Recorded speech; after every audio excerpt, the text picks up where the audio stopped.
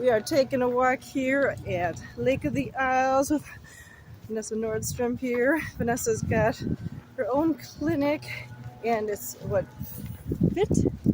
Find. It stands for Find Your Tribe. That's awesome. And we get to use a selfie stick, so if there's a little bit of wobble, just enjoy. Enjoy the ride. This is Lake of the Isles here. Yes. And I get to hear about the different, I don't know if I'd say values that a person has, or how did you say it? Well, I focus on the pillars of wellness. So the 8 pillars of wellness are physical, mental, emotional, spiritual, nutritional, environmental, financial, and our employment wellness, as well as social connectedness. So when I do a lot of my work and release imbalances through energy work, it's very critical to have those key pillars very strong and have a strong foundation to begin with.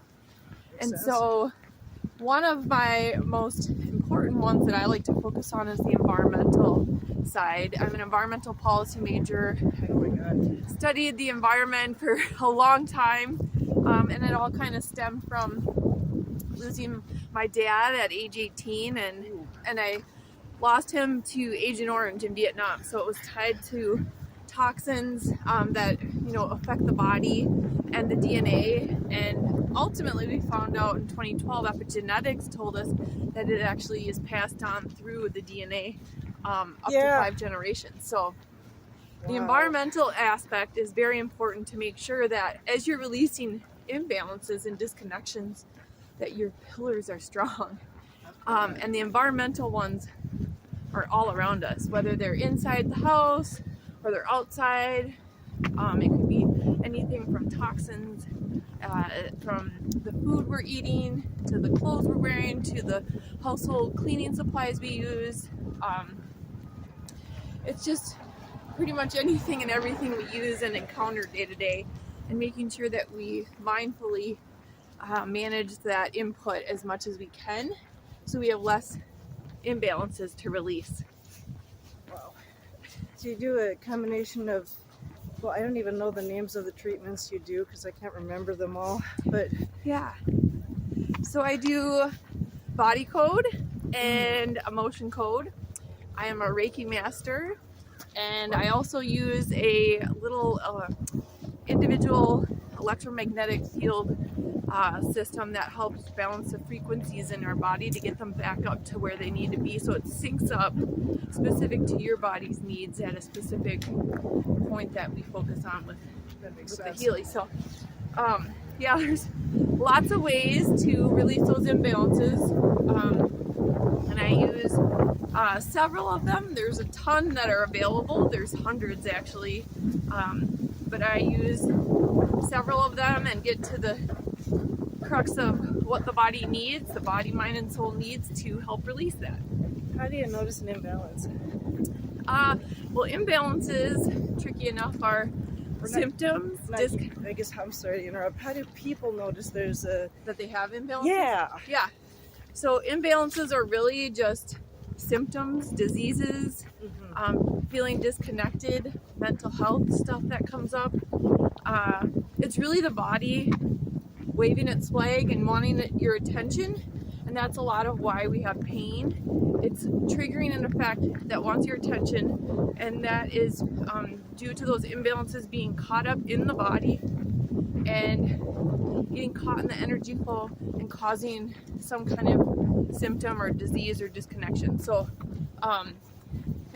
we're all humans. We basically all have imbalances, and they can come from conception till your current age. They can be inherited, maternal and paternal side, and they can also be previous life. So it's a gamut of things that come in and hit our patterns that create imbalances. And so if you think of it, it can be overwhelming, but the goal is to take baby steps and just take it one step at a time and focus in on a particular imbalance that's really affecting you. So let's say, for example, you have headaches. Well, there could be multitude of imbalances that are causing the headaches. Sure. And every person has a different reason or different reasons why their imbalances are triggering headaches. Yeah. And so every session looks different from anyone else's. Okay. They're all unique to the individual. And it's, it could be anything from, it's like 3 trapped emotions that's trapped on your pituitary from an instance when you're 14 years old, and then there's an imbalance going on with your heart, or there's an imbalance that's going on in your amygdala, which is tied to your fight or flight. Oh yeah. Which is very common. That one regularly comes up in just about every session because as a society, we're very pressed with stress hormones in excess every day through social media, through daily living, through just driving down the street. Lots of encounters that create stressful situations, all the way to the very traumatic ones that we encounter. And if we don't process through those and release those, they become emotional baggage and imbalances.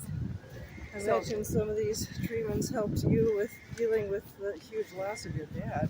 Yes, and I absolutely wish that I had, access to these kind of tools when I was 18 years old. So, I'm here 28 years later and working through some amazing releases and things that have been kind of stagnant in my body and causing a lot of barriers and problems and physical symptoms, all sorts of stuff. I've been able to release, and it's just amazing to me. So the feeling, yeah. Oh my God. Yeah. And going back to why I'm so focused on the pillars as well, as I mentioned, like these imbalances come in from every direction, every day, all the time. And so having these stable, strong foundations allows you to kind of ward off future stuff coming in. Yeah. And so I've been heavily focused on the environmental side. I actually spent, 18 years on the corporate food side. 18 years. Yeah, so I know the food industry inside and out, and I know, a lot of information that we generally don't think about when we're consuming our food. So unreal. Yeah. I saw a lot of the waste created as far as in the sales aspect of it, and yeah, I saw the multiple ways of serving the food and using it and who would enjoy it, but I always was curious about the other side.